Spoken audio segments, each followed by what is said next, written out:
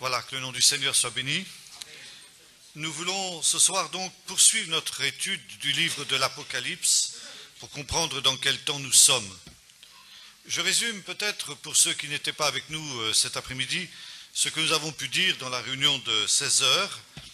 Et nous avons étudié les chapitres 12, 13 du livre de l'Apocalypse, où nous voyons justement le cœur de l'affrontement, du drame qui nous est rapporté par ce livre de l'Apocalypse, d'un drame qui a commencé dans le jardin d'Éden au chapitre 3, où nous voyons un affrontement entre le serpent et le fils de la femme, c'est-à-dire le Messie.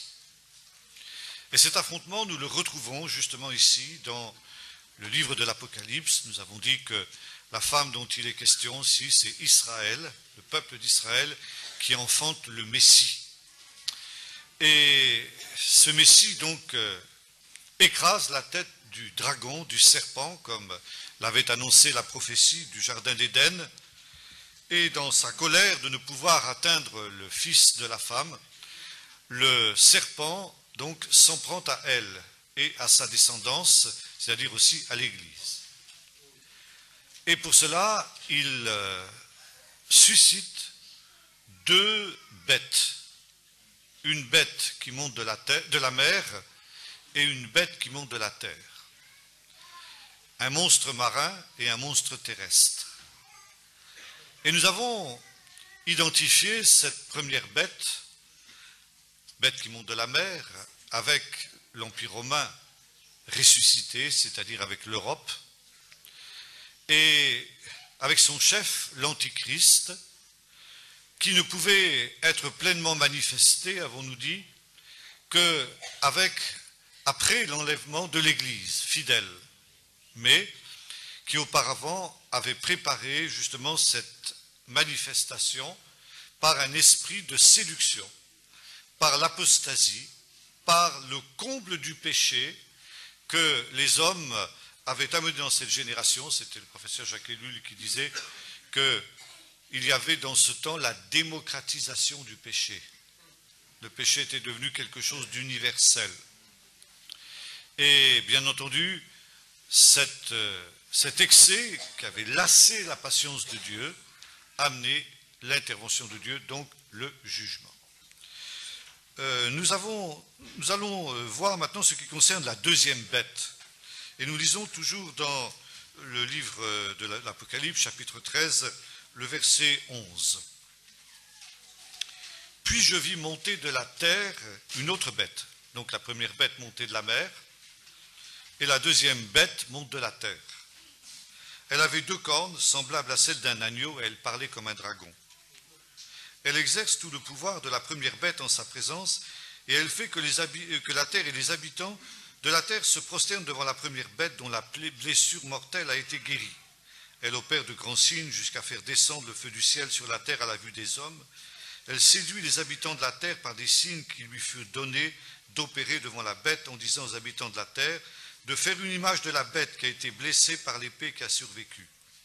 Il lui fut donné d'animer l'image de la bête afin que l'image de la bête parle et fasse mettre à mort tous ceux qui ne se prosterneraient pas devant l'image de la bête. Elle fait que tous, les petits, les grands, les riches, les hommes, les pauvres, les hommes libres et les esclaves reçoivent une marque sur la main droite et sur le front, et que nul ne puisse acheter ni vendre sans avoir la marque, le nom de la bête ou le chiffre de son nom. C'est ici la sagesse. Que celui qui a de l'intelligence calcule le chiffre de la bête, car c'est un nombre d'hommes, et ce chiffre est 666. Voilà. Alors ici, une deuxième bête. Une bête qui monte de la terre et qui est manifestement ici, elle parle comme un agneau, elle a l'aspect d'un agneau, mais elle parle comme un dragon. Et elle va amener le monde entier à se prosterner devant la première bête, c'est-à-dire à pratiquer l'idolâtrie. En d'autres termes, nous pouvons dire que cette bête se comporte comme un prophète, bien entendu un faux prophète, de la première bête.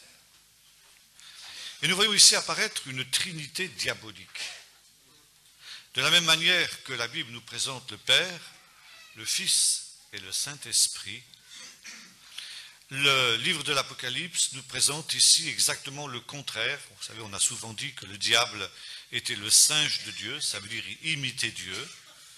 Et nous avons le dragon, le diable, qui correspond au Père. La première bête, l'Antichrist, qui correspond au Christ. Et la troisième bête, le faux prophète, qui correspond au Saint-Esprit. Alors ici, nous avons affaire à un esprit religieux, à un système religieux, et à un système, on dirait, qui est à la fois politico-religieux parce qu'il est associé avec la première bête qui est une puissance politique. Et ici, nous avons une puissance religieuse. La politique et la religion s'unissent dans le même but, dans la même intention. Et cette bête, alors justement, nous avons essayé d'identifier. Nous avons vu que cette idée de deux antichrists, puisque finalement il s'agit de cela, se trouve déjà dans le livre du prophète Daniel, où il est question du roi du Nord, qui correspond ici à la première bête, et le roi du Sud, qui correspond à la deuxième bête. Alors justement, depuis très longtemps, les sages d'Israël se sont penchés sur ces deux rois, sur les choses de la fin. Et il y a de très très nombreux commentaires dans la tradition juive qui nous disent à peu près ceci. Je vais essayer de vous les résumer. Au temps de la fin, les deux principaux adversaires d'Israël s'uniront. Et ces adversaires, on les retrouve au commencement. Il y a cette idée dans le judaïsme que ce qui est arrivé aux patriarches, Abraham, Isaac et Jacob, est une prophétie de ce qui arrivera à leurs descendants. Et Jacob, quand il était rentré dans le pays promis, Jacob qui représente Israël, s'était heurté à deux adversaires. Son frère Ésaü et un autre descendant d'Abraham qui s'appelait Ishmaël. Et selon la tradition juive, Ésaü, Édom, est l'ancêtre des Européens, tandis que Ishmaël est l'ancêtre des Arabes. Et en principe, entre les descendants de ces deux hommes, l'Europe entre guillemets chrétienne et le monde arabe islamique, il y a une opposition, il y a un antagonisme. Mais voilà, nous avons lu hier ce commentaire sur la chute des tours, où il est question justement du fait que les hommes qui assisteront à cette catastrophe qui marquera le commencement des choses dernières, au lieu de s'unir contre l'ennemi commun, s'allieront avec cet ennemi contre Israël. Et nous retrouvons la même idée dans la prophétie de la statue que nous avons étudiée le premier jour, où l'argile et le fer essayent de s'unir par des alliances humaines, mais ils n'y parviennent pas parce qu'on ne peut pas évidemment mélanger l'argile et le fer. Et entre l'Europe et le monde islamique, l'union est absolument impossible. Et pourtant, nous avons vu, le projet Eurabia a cette intention, cette visée. Et tout cela se réalise, se met en place en opposition avec le peuple d'Israël. Et par conséquent, ici, nous pouvons, à la lumière de ces commentaires, dire que la première bête est l'Europe et la deuxième bête est le monde islamique, qui est un système politico-religieux et une fausse prophétie. À la tête, disons, au centre de la foi islamique, il y a la foi dans un prophète, un faux prophète, Mahomet. Et là, nous retrouvons justement un esprit qui est un esprit diabolique. Derrière l'islam, il y a un esprit diabolique, il y a un esprit de ténèbres.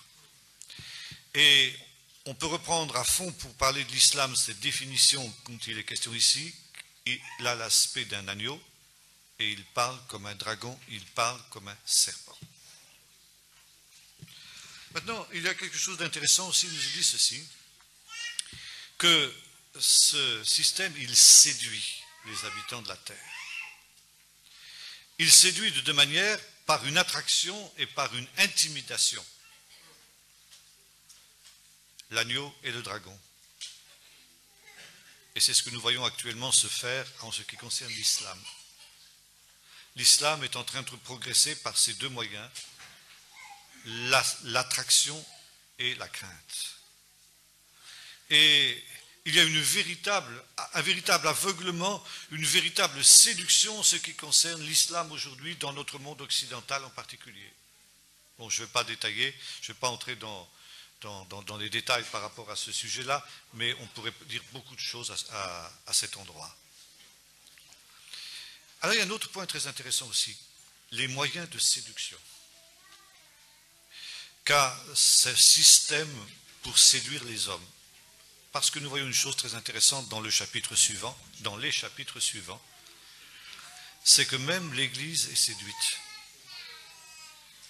Et dernièrement, j'avais une information que je n'ai pas vérifiée, donc je vous la livre sous toute réserve. Je ne dis pas que c'est absolument certain. Mais selon des informations qui m'ont été communiquées, les églises historiques des États-Unis ont publié une déclaration commune disant qu'elles se sentent proches de l'islam, que l'islam est une religion sœur, et que par conséquent, eh bien, ils sont solidaires de l'islam.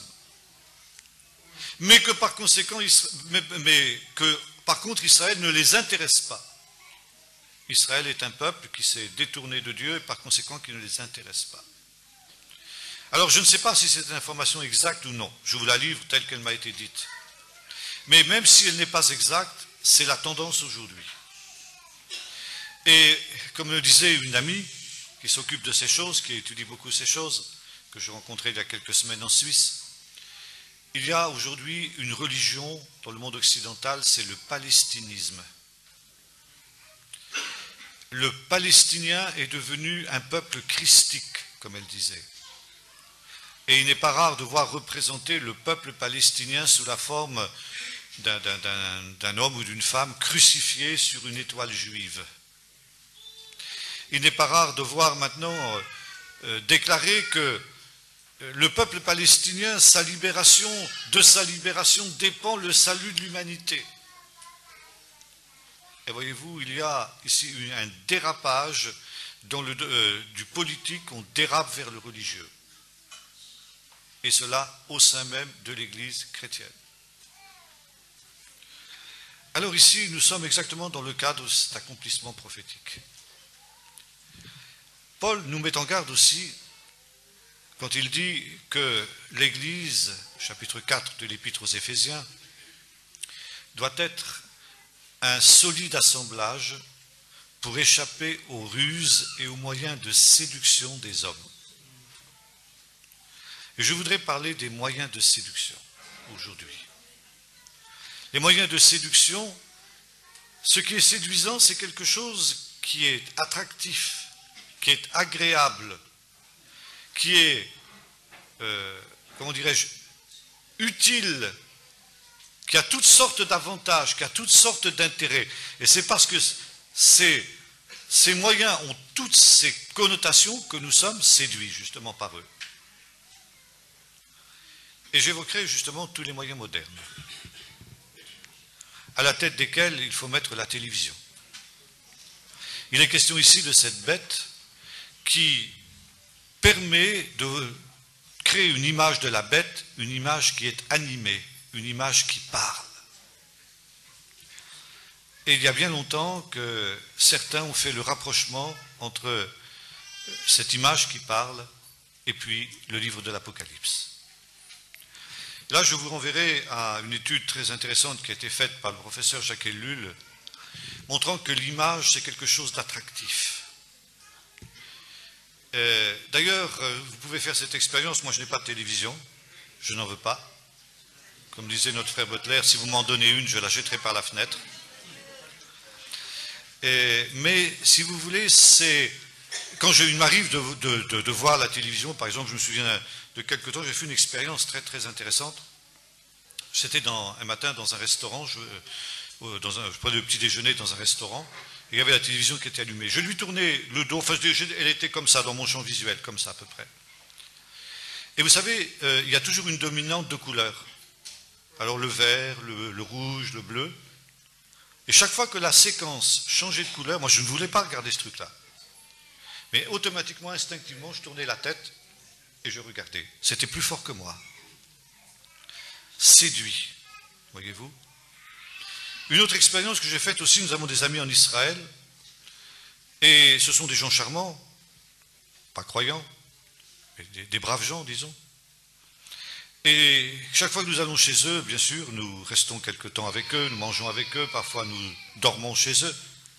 Mais il y a un problème chez eux, ils ne peuvent pas vivre sans leur télé. La télé marche du matin jusqu'au soir, et juste très tard le soir. Et quelquefois c'est très gênant, parce qu'on se voit 2 fois par an maximum, 3 fois par an, quelques heures. Et alors, on ne peut pas échanger d'une manière correcte, parce qu'il y a toujours cet engin qui marche, là. Et alors, justement, pendant qu'on parle, soudain... Ah oui, qu'est-ce que vous disiez déjà? Vous répétez ce que vous disiez? Voilà. Vous ne pouvez pas penser d'une manière correcte. Et Jacques Ellul disait, l'homme moderne devant sa télévision, c'est un homme fasciné, halluciné, séduit.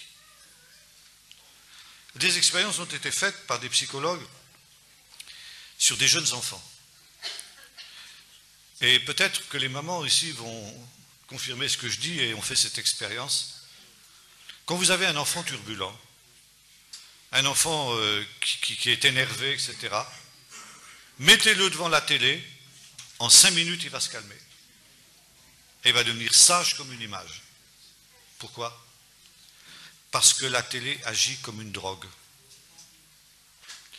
Et quand il arrive parfois que les gens soient privés de télévision parce qu'il y a, je ne sais pas, un pylône de transmission qui est détérioré ou quoi que ce soit, eh bien les enfants ont les mêmes symptômes qu'un drogué qui doit se déshabituer de la drogue.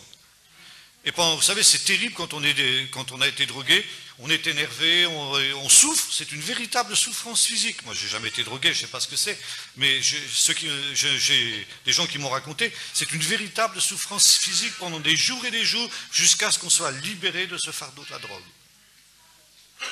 Et les jeunes enfants sont dans cette situation-là. Et alors, beaucoup font des cauchemars parce qu'ils voient des horreurs, ils voient des choses terribles, n'est-ce pas? Je me souviens de ce général de l'armée française qui était venu faire une conférence à Vannes. Alors c'était un sujet qui m'intéressait, il était professeur à l'Institut des hautes études de la défense nationale à Paris, donc vraiment quelqu'un de très, très, très top niveau, disons. Et j'avais été l'écouter. Et entre autres choses, c'était un catholique, un homme de foi, bon, c'était pas ma foi, mais c'était un homme de foi quand même. Et à un moment, il y avait là donc les députés, le maire, etc., enfin des gens très bien. Et devant tous par terre, il a dit ceci, la télévision, mais le diable est dedans. Et après il a expliqué, parce qu'il dit, si j'étais en train de dire à la télévision ce que je vous dis en ce moment, on me couperait. On m'empêcherait de parler. Parce que je dis des choses qui ne sont pas conformes à l'esprit du siècle. Et ça, c'est quelque chose qui est certain. Celui qui dirige cet engin, c'est le prince de ce monde. Que dire d'Internet? Là aussi, il y aurait beaucoup de choses à dire. Et 90%, m'a-t-on dit, bon, j'ai Internet, je suis obligé, pour ce que je fais, pour le travail que je fais, on est obligé de faire le minimum. Mais croyez-moi, je fais le minimum avec ça. Mais certains m'ont dit que, sans le vouloir, en cherchant des choses anodines, ils sont tombés, sans le vouloir, sur des programmes pornographiques. 90% de ce qui circule par Internet, c'est de la pornographie. Et des gens sont véritablement intoxiqués par ce poison qui est distillé par Internet. Les moyens de séduction. La marque de la bête. Alors dans les milieux chrétiens, on parle beaucoup de la marque de la bête aujourd'hui.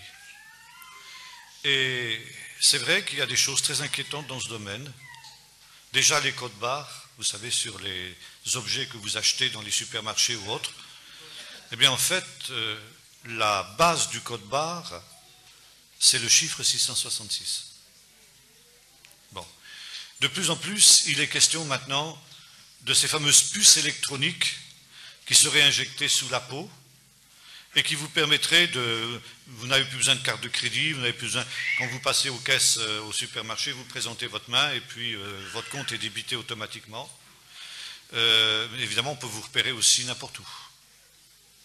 Dans une île déserte, au milieu de l'océan, n'est-ce pas, un satellite vous repérera. Bon, alors c'est très dangereux. Mais je pense que la marque de la bête, c'est beaucoup plus que ça encore, même si ça peut être ça aussi. Vous savez que les Juifs ont reçu l'ordre de Dieu de mettre les commandements de Dieu sur le front et sur la main, pour se souvenir des commandements de Dieu tous les jours de ta vie. C'est ce qu'on appelle les phylactères. Alors vous avez deux phylactères, ce qu'on appelle le phylactère de tête, qui est un petit cube en cuir qui contient les commandements de Dieu qu'on place sur le front, attachés par des lanières. Et vous avez les phylactères de yad, de main, qui sont la même chose, qui sont une lanière de cuir sur laquelle il y a les commandements de Dieu qui sont écrits, et qu'on roule autour du bras. Et on tient l'autre cube dans sa main. Et voyez-vous, nous avons dit tout à l'heure, le diable, c'est le singe de Dieu. Et par conséquent ici, le diable, il imite cette œuvre de Dieu en faisant en sorte que les hommes impies du temps de la fin aient un phylactère mais un phylactère diabolique cette fois-ci, sur le front et sur la main. Pourquoi le front et la main? Le front, la tête, c'est l'image de la pensée. Et mettre les commandements de Dieu dans sa pensée, d'ailleurs c'est aussi le premier commandement, tu aimeras le Seigneur ton Dieu de tout ton cœur, de toute ton âme et de toute ta pensée. Ça veut dire nos pensées sont captives de Jésus. Paul nous dira ceci, l'Esprit de Dieu nous rend capables d'amener toute pensée captive à Jésus-Christ. Et puis la main, c'est le symbole de l'action. J'agis pas. Je pense et j'agis avec ma tête et j'agis avec mes mains. Une marque sur la main, ça veut dire que si mon action est conditionnée par les commandements de Dieu. Ce n'est pas suffisant de connaître les commandements de Dieu avec sa tête, mais il faut les mettre en pratique. Ça veut dire agir. Et Jésus disait, celui qui écoute les paroles que je dis et qui ne les met pas en pratique, il les écoute simplement avec sa tête, il est semblable à un insensé qui a construit sa maison sur le sable. Et je citais ce verset le premier soir. Avez-vous compris ces choses, dit-je à ses disciples? Oui, vous êtes heureux à condition que vous les mettiez en pratique. Et voici ici, nous avons une autre Torah diabolique qui lui est substituée. Au lieu que les pensées des hommes de la fin soient captives de Jésus, elles sont captives de l'Antichrist. L'homme halluciné, fasciné, séduit. La marque sur le front. Et les actions en découlent, toutes sortes de mauvaises actions. C'est ça ce conditionnement, cette séduction qui sera la marque de la fin. Cette séduction dont nous parlions tout à l'heure ensemble, en disant que nous tous, nous sommes en danger d'être séduits par ces choses. Et que par conséquent, il nous faut nous garder d'une manière toute particulière et toute spéciale. Et voyez-vous, ici, personne n'échappe. La bête fait que tous les petits, les grands, les riches, les pauvres, les hommes libres, les esclaves reçoivent cette marque. cette marque de la bête, ce conditionnement diabolique. Et cette marque, elle est symbolisée aussi par le nom, le chiffre du nom de la bête, 666. Ah, on a beaucoup discuté sur ce chiffre de la bête, 666. Vous allez me demander ce que c'est, je vous dirai que je ne sais pas. En tout cas, c'est un chiffre d'homme, nous est dit 6, c'est-à-dire, encore une fois, quelque chose qui n'aboutira pas. Quelque chose qui aboutira au contraire à un échec et à un néant, et ceux qui recevront cette marque, ça veut dire ceux qui seront conditionnés, eh bien, iront aussi à l'abîme, iront aussi à la perdition et au néant. Et à côté de cela, évidemment, il y a l'agneau et ses rachetés. Nous voyons au chapitre suivant. Bon, je ne vais pas tellement m'arrêter là-dessus. Mais je voudrais ici aller un peu plus vite parce que notre temps passe. Et je voudrais m'arrêter maintenant sur le chapitre 17 du livre de l'Apocalypse, 17 et 18, où le Seigneur dit à Jean ceci: l'un des 7 anges qui tenait les 7 coupes vint, il m'adressa la parole et dit: viens, je te montrerai le jugement de la grande prostituée assise sur les grandes eaux. C'est avec elle que les rois de la terre se sont livrés à l'inconduite, et les habitants de la terre se sont enivrés du vin de son inconduite. Il me transporta en esprit dans un désert, et je vis une femme assise sur une bête écarlate pleine de noms de blasphème, qui avait 7 têtes et 10 cornes. Donc nous reconnaissons la bête, c'est celle que nous avons rencontrée, c'est la même. Hein. Cette femme était vêtue de pourpre et d'écarlate, parée d'or, de pierres précieuses et de perles. Elle tenait à la main une coupe d'or, remplie des abominations, des impudicités et de sa conduite. Sur son nom, un mystère, Babylone la grande, la mère des prostituées, des abominables de la terre. Je vis cette femme ivre du sang des saints et du sang des témoins de Jésus, et sa vue, je fus frappé d'un grand étonnement.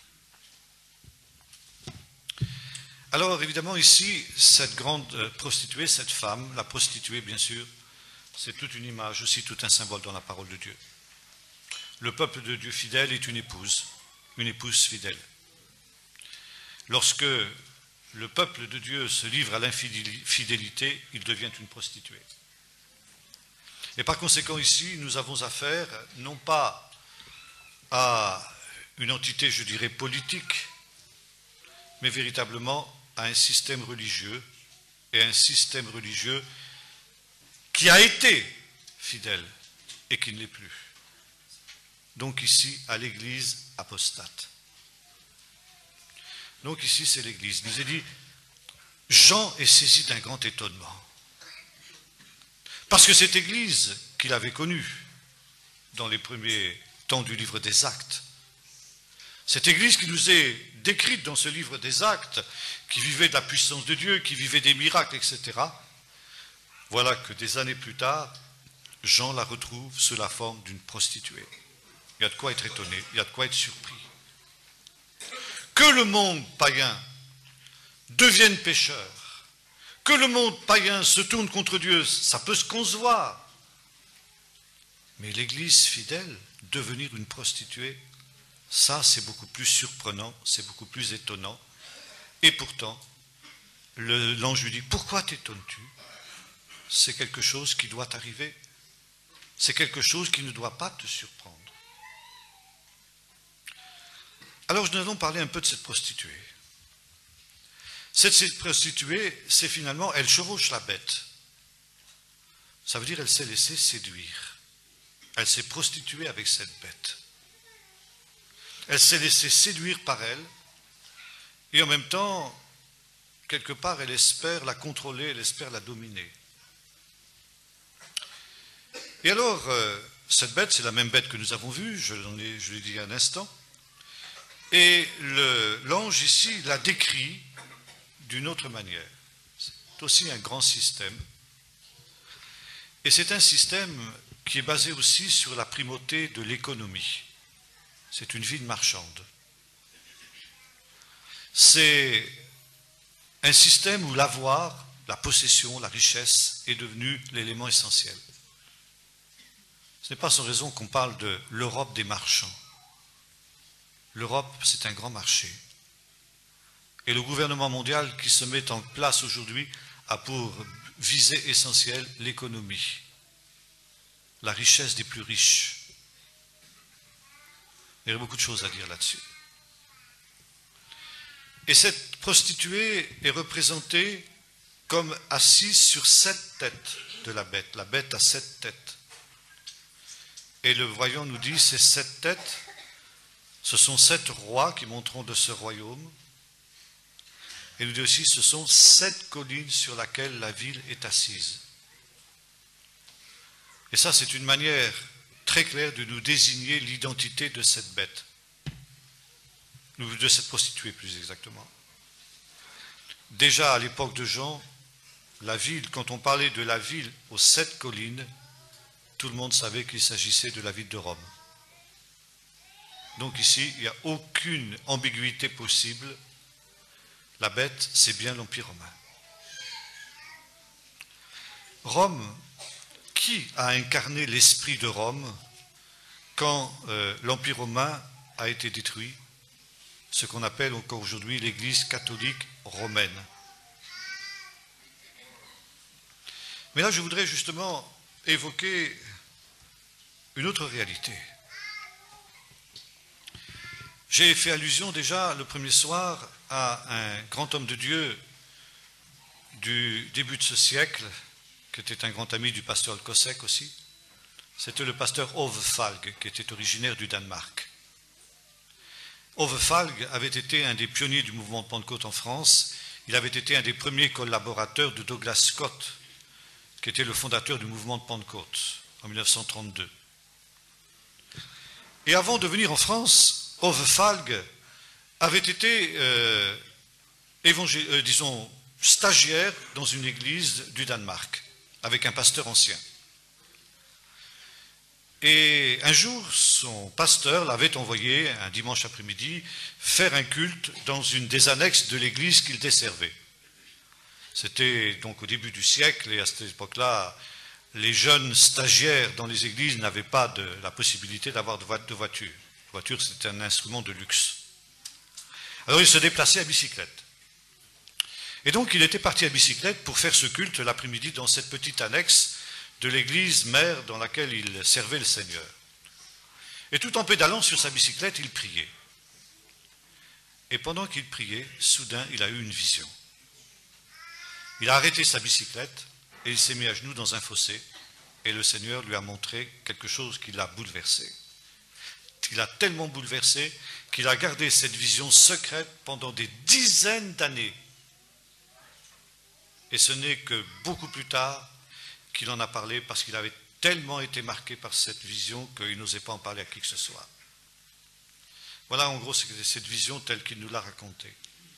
Je le tiens de sa bouche. Il voyait une grande croix, assez loin. Et puis soudain, c'était comme s'il se rapprochait de cette croix. Et plus il se rapprochait de cette croix, plus il la voyait distinctement. Et soudain, il s'est rendu compte qu'en fait, cette croix, c'était un bâtiment en forme de croix. Alors, il s'est rapproché encore de ce bâtiment et il s'est rendu compte que ce bâtiment, c'était une prison. Il voyait des barreaux à des fenêtres de cette prison, puis une grande porte qui était fermée. Et soudain, cette porte s'est ouverte et il est entré dans cette prison.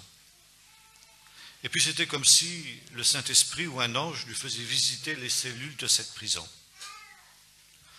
Et soudain, il est entré dans une première cellule et il a vu une messe catholique qui était en cours dans cette cellule.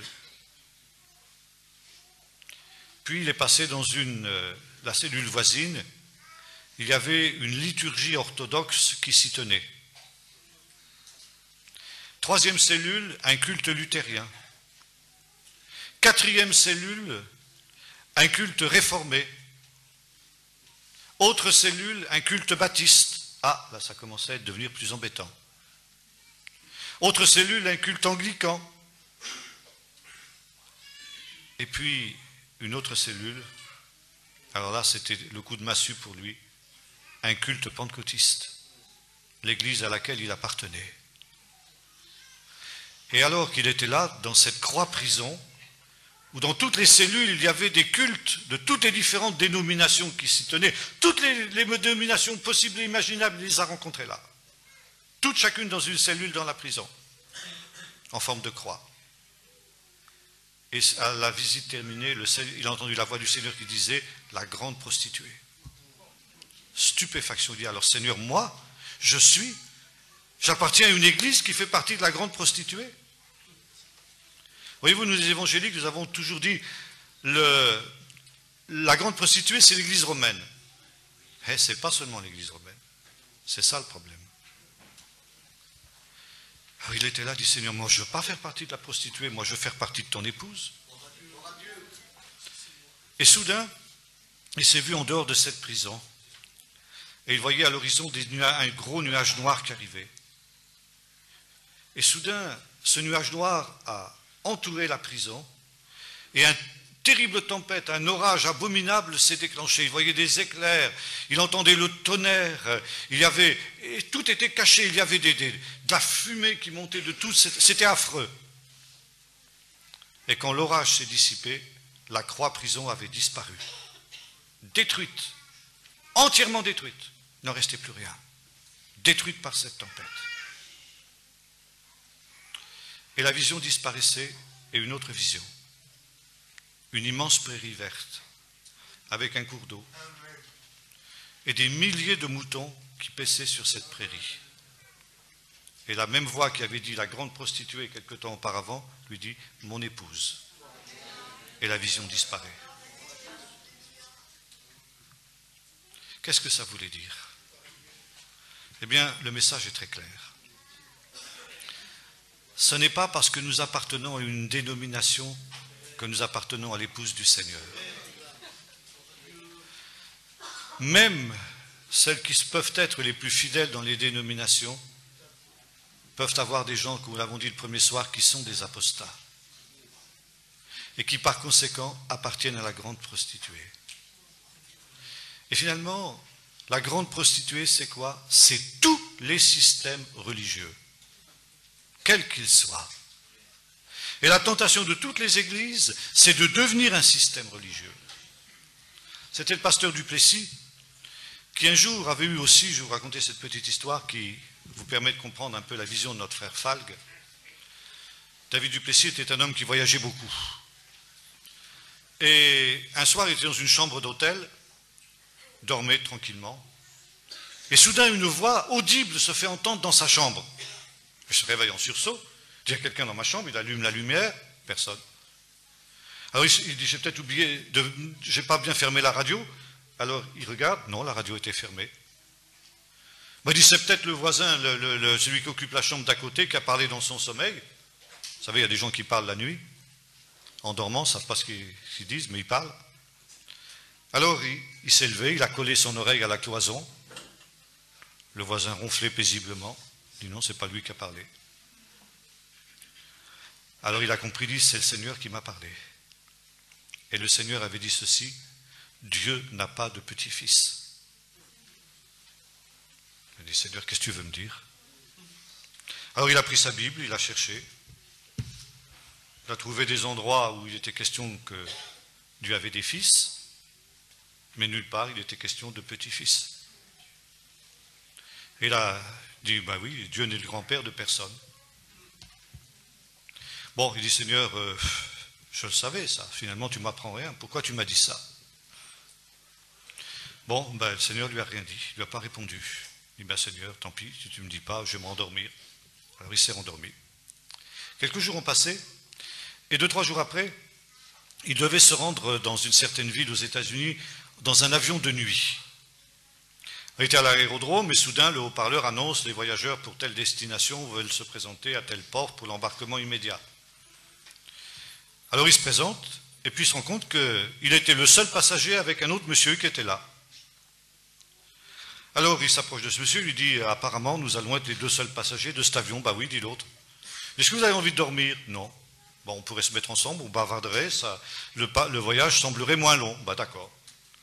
Alors il s'asseye côte à côte dans l'avion décolle, et voilà, il commence à parler. Alors, David Duplessis demande à son voisin, monsieur, qui êtes-vous? Ben, moi, je suis un prêtre catholique. Ah, il dit, ben, moi, je suis un pasteur pentecôtiste. Ah, vous êtes pentecôtiste? Ah, je suis bien heureux de vous rencontrer, parce qu'on parle beaucoup des pentecôtistes. Je voulais vraiment rencontrer un pentecôtiste, parce que je voudrais que vous me parliez de ce mouvement. Alors David Duplessis lui a rendu témoignage. Et à un moment, il lui a expliqué comment les églises historiques ont dévié, etc. Et ce prêtre lui a interrompu, lui dit, mais vous dites que toutes les églises ont dévié, mais pourquoi les églises ont-elles dévié? Et là, David Duplessis était un peu interloqué, il ne savait plus trop que répondre. Alors il a prié du Seigneur, inspire-moi la réponse. Et il a entendu la voix du Saint-Esprit dans son cœur qui lui disait, dis-lui ce que je t'ai dit l'autre jour dans la chambre d'hôtel, parce que c'est pour lui que je te l'ai dit. Alors il avait fermé les yeux comme ça, et l'autre croyait qu'il était en train de se concentrer pour chercher la réponse. Et quand il a eu la réponse, il s'est relevé, il a ouvert les yeux, il a souri, il dit, parce que toutes les églises ont donné à Dieu des petits-fils, et Dieu n'a pas de petits-fils. Alors il a dit, mais je ne comprends pas, c'est quoi? Alors il a dit, voilà, quand l'église est née le jour de la Pentecôte, tous ceux qui étaient dans la chambre haute sont nés de nouveau par l'Esprit de Dieu. Ils sont devenus des fils de Dieu. Et ils ont fait des expériences avec Dieu. Parce que Dieu était leur Père. Parce qu'ils connaissaient Dieu personnellement. Parce qu'ils avaient une communion personnelle avec Dieu. Et leurs enfants, ces gens-là, ont appris à connaître Dieu par l'expérience de leur Père. Mais ils n'ont pas fait les expériences des pères. Ils vivaient de l'expérience des pères, ils vivaient de l'enseignement des pères, mais ils n'ont pas connu ce que les pères ont connu. Et à leur tour, quand ils ont eu des enfants, et les enfants n'avaient plus rien, et ils se sont détournés de Dieu.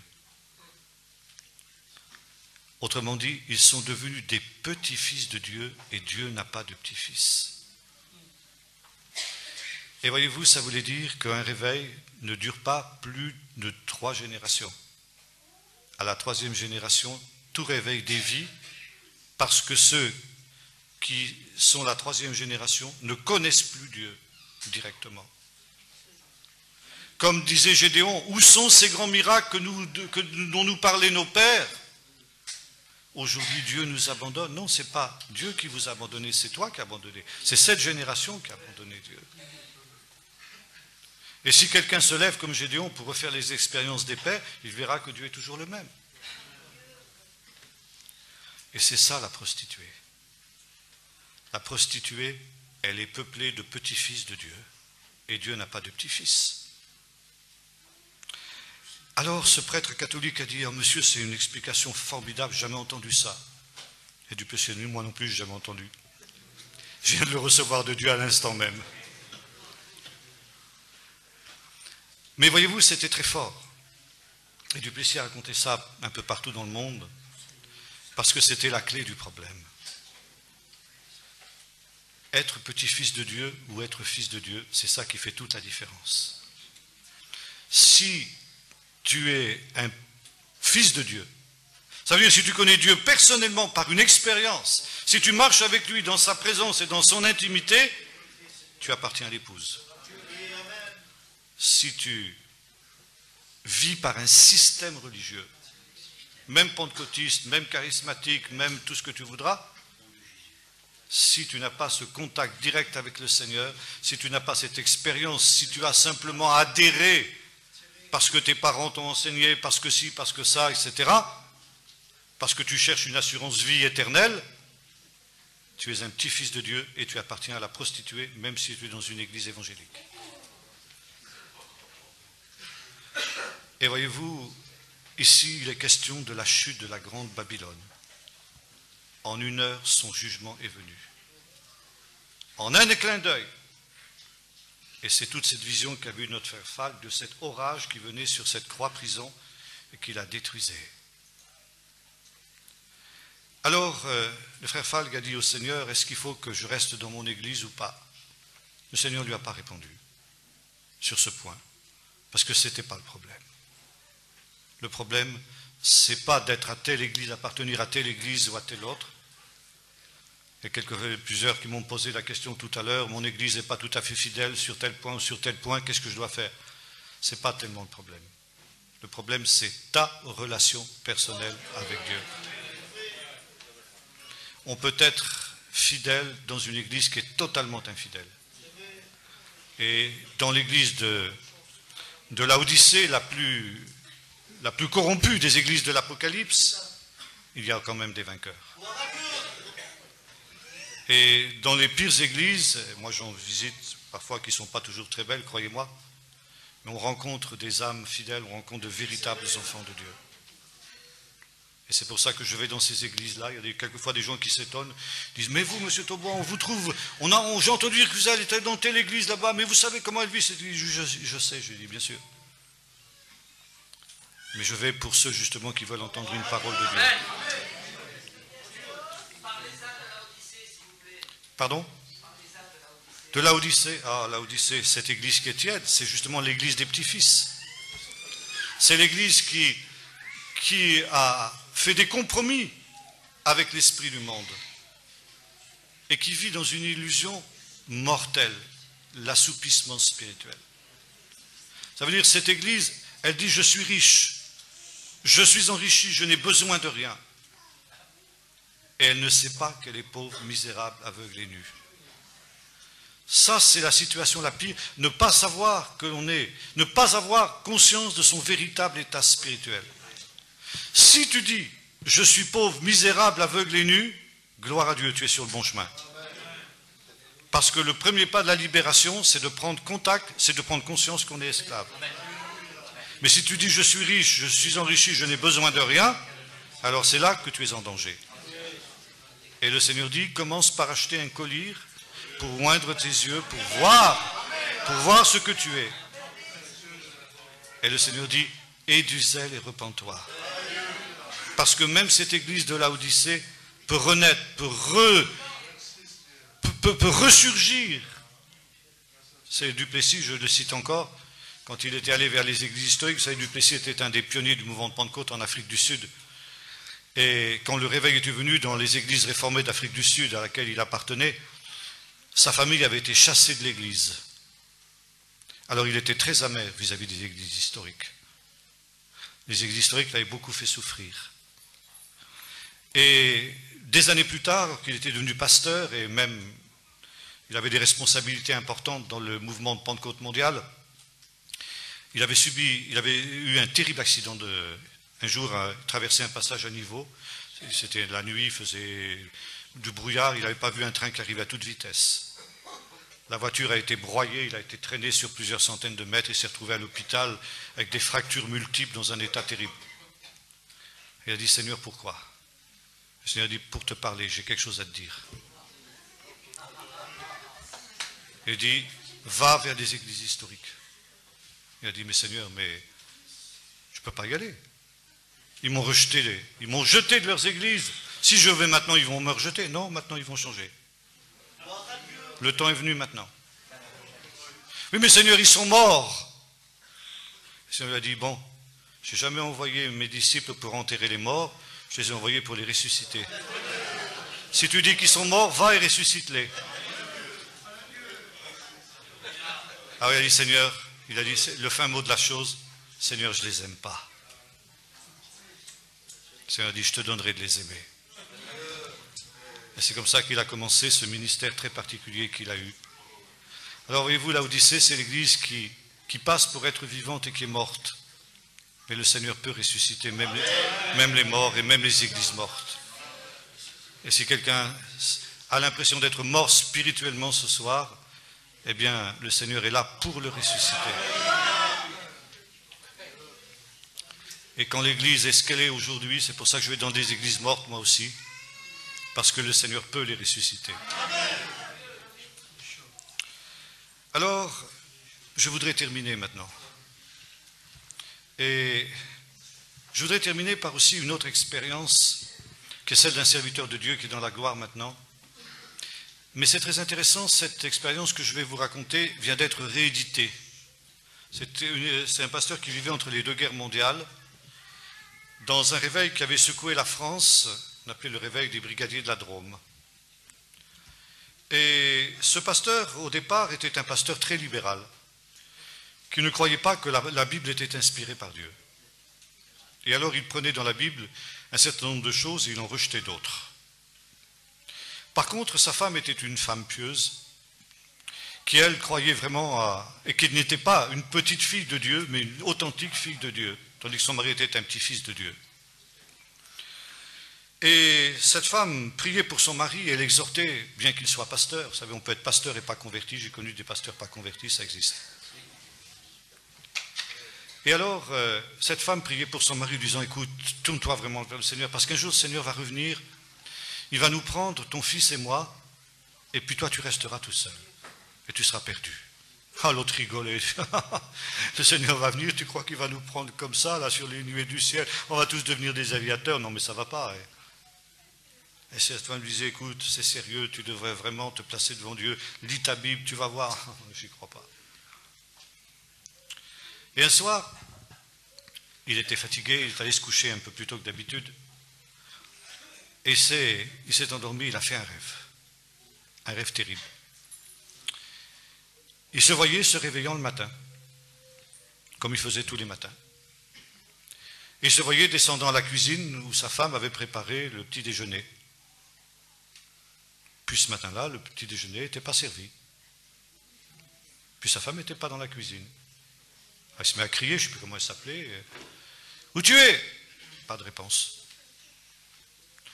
Alors, il y avait une voisine qui était membre de l'église et qui était aussi une chrétienne, véritable enfant de Dieu. Et les deux femmes, sa femme et cette femme, étaient très amies. Et souvent, elles allaient l'une chez l'autre, elles se rendaient des services, tout ça. Alors, il ne s'est pas inquiété, il dit, oh, bah, elle doit être chez la voisine. Alors, il suffit d'attendre qu'elle revienne. Alors, il attend un peu, puis sa femme ne revenait pas. Alors, il dit, ben, je vais aller voir chez la voisine, qu'est-ce qu'elle fabrique? Il sort de sa maison et il tombe sur le voisin qui venait à sa rencontre. Il dit, ma femme n'est pas chez vous? Mais j'allais vous faire la même question. Ma femme n'est pas chez vous? Ben non. Bizarre. Mais où elles peuvent être ces deux femmes? Il rentre chez lui, le téléphone sonne, un frère de l'église. Frère, quelque chose de terrible se passe. Je cherche ma femme partout, je ne la retrouve pas. Elle a disparu, j'ai beau la chercher partout. Commence à chauffer. Le pasteur va dans la chambre de son fils, plus de fils. Plus là non plus. Qu'est-ce qui lui est passé? Qu'est-ce qui lui est arrivé? À nouveau, recoup de téléphone. Frère, c'était une femme. Mon mari a disparu, je ne sais pas ce qui lui est arrivé, je le cherche partout. Et toute la matinée, c'était comme ça, le téléphone sonnait. Les membres de l'église, un s'était perdu un mari, l'autre c'était une femme, l'autre c'était un père, l'autre c'était une mère, l'autre c'était un fils, une fille, etc. Il y en a un qui rentrait du cimetière, il dit c'est abominable. Je suis allé sur la tombe d'un parent qui est décédé il y a quelque temps. La tombe est bouleversée, elle est ouverte, et il n'y a plus rien dedans. Et il y a plusieurs tombes comme ça qui sont ouvertes. Là, ça n'allait plus du tout. Alors, le pasteur a commencé à avoir très peur. Il s'est souvenu de ce que disait sa femme. Un jour, le Seigneur reviendra, il nous prendra, ton fils et moi, et toi, tu resteras tout seul. Il a ouvert sa Bible, et il est tombé sur le texte où Jésus dit, dans ce jour-là, de deux hommes qui seront ensemble, l'un sera pris, l'autre laissé. De deux femmes qui mourront ensemble, l'une sera prise, l'autre laissée, etc. Et soudain, cette conviction, mais c'est ça. Elle avait raison. C'est arrivé et moi je suis resté. Et dans l'église, il y avait ceux qui étaient partis et il y avait ceux qui étaient restés. Il y avait ceux qui appartenaient à l'épouse qui étaient partis et il y avait ceux qui appartenaient à la prostituée et qui étaient restés. Et voilà, le téléphone continuait à sonner. Pasteur, faites quelque chose. Alors il a dit, on va faire une réunion spéciale ce soir dans l'église. Alors, je ne sais pas, il a dit une certaine heure. Et bien avant l'heure, l'église était pleine à craquer. Des gens qui étaient rétrogrades depuis des années, qui avaient disparu de la circulation, étaient là ce soir-là. L'église bondait. Alors, le pasteur s'est levé. Il a ouvert la Bible à ce texte qu'il avait reçu ce matin. De deux hommes qui seront ensemble, l'un sera pris, l'autre laissé. De deux femmes qui mourront ensemble, l'une sera prise, l'autre laissée. Et dit, frères et sœurs, je crois que c'est arrivé. C'est trop tard et nous sommes restés. Et il s'est assis. Alors un des anciens s'est levé et dit, frère, qu'est-ce que nous pouvons faire? Le pasteur a réfléchi un instant. Rien, c'est trop tard. Et il s'est réveillé là-dessus. C'était qu'un rêve. Mais quelle frousse. Il voyait sa femme qui était penchée sur lui. Il était tout en sueur. Il dit, qu'est-ce qui t'arrive? Lui dit sa femme. Tu étais agité, je sais. Et il lui dit, j'ai rêvé. Il lui a raconté son rêve. Et il s'est converti ce jour-là. Et il a passé le reste de sa vie à prêcher ce message partout. Entre parenthèses, je vous signale que cette vision vient d'être rééditée. Vous pouvez la trouver, si vous voulez la voir. Je pourrais vous donner les références. Je l'ai là, je crois. Alors, voyez-vous, ici, nous retrouvons absolument ce thème. Bien entendu, ce frère est dans la gloire maintenant. Il n'a pas vu ce qu'il a rêvé, mais un jour, cela sera. Et alors, justement, le problème est de savoir, l'un sera pris, l'autre laissé. De deux personnes qui seront aujourd'hui, nous sommes tous ici, sur les mêmes bancs, chantons les mêmes cantiques, nous écoutons la même parole, mais certains seront pris et d'autres laissés. Alors, le problème, c'est de savoir si nous serons pris ou laissés. Certains pensent que après cet enlèvement, il y aura une deuxième chance. Je ne crois pas. Ce sera trop tard. Ce sera les jugements de Dieu. Alors, c'est maintenant qu'il faut y penser. Vous savez, Jésus a donné ça sous la forme d'une autre parabole qu'on appelle la parabole des vierges. 5 qui étaient sages et 5 qui étaient folles. Les sages, ils avaient de l'huile dans leur lampe, les folles, elles n'en avaient pas. Et c'est maintenant qu'il faut faire provision d'huile. Ça veut dire que c'est maintenant qu'il faut avoir sa relation véritable avec Dieu. Alors justement, la question qui se pose est celle-ci. Est-ce que nous sommes des fils ou des petits-fils de Dieu? Je reprends cette expression du pasteur Duplessis. Fils ou petit-fils? Et est-ce que nous connaissons le Seigneur véritablement? Est-ce que nous pouvons dire, je suis né de nouveau? Et non seulement je suis né de nouveau, mais je marche avec Dieu. Ça ne veut pas dire qu'on entend la voix de Dieu tous les jours, ce n'est pas le problème. Mais je vis dans sa communion, dans sa présence. Je crains ses commandements, je crains sa parole, je la lis, je la médite. Je suis fidèle, je sers le Seigneur dans ce qu'il m'a appelé.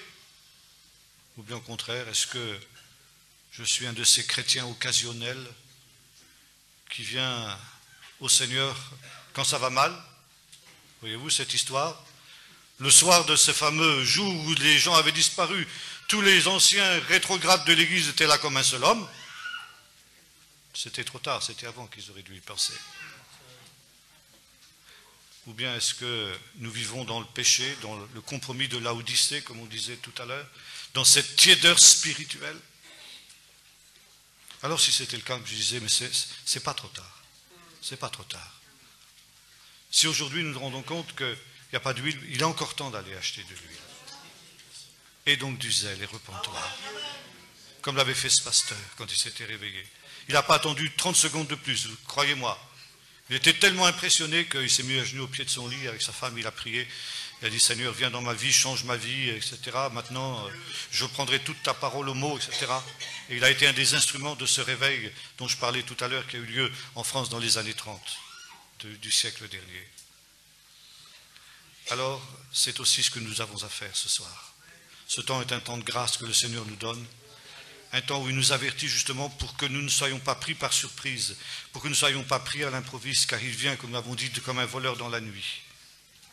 Mais heureux celui qui veille et qui garde, et qui sera trouvé debout quand son maître rentrera des noces.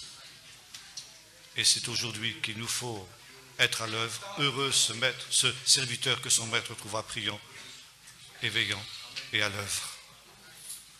Et comme le disait Luther quand on lui demandait, si on te disait que le Seigneur revient demain, qu'est-ce que tu ferais? Il disait, je planterai un arbre. Ça va pas.